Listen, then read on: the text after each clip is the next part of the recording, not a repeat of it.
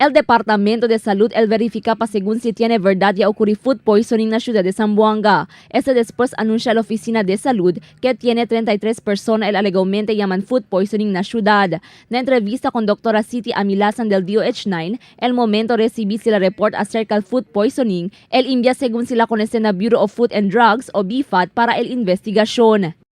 So far, no ay pa official, no?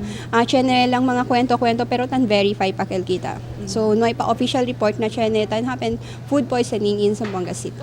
Según el Departamento de Salud, el caso de food poisoning posible sucede especialmente en el tiempo de Pascua, donde manada celebración y comihan. Aviso el DOH con el público, asegura que limpio el cosa si lata come. Na mag-establecimiento de vende o ta sirvi comida, debe según ajunta con el comida na lugar, tiene temperatura hindi malampas na 40 degrees Celsius.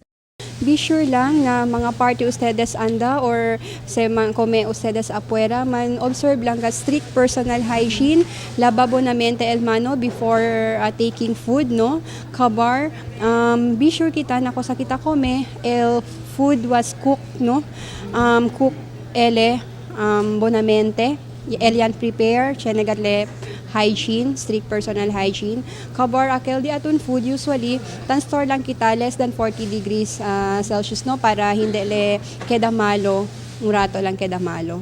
El food poisoning puede según causa muerte de una persona si hindi enseguida se puede llevar a hospital con el paciente. Sintomas según amo el dolencia na bariga, tagumita, taman calor y tan diarrea. El food poisoning ta causa según el bacteria o chemical posible ya contamina na comida. Crystal Almonía, Dateline Zamboanga.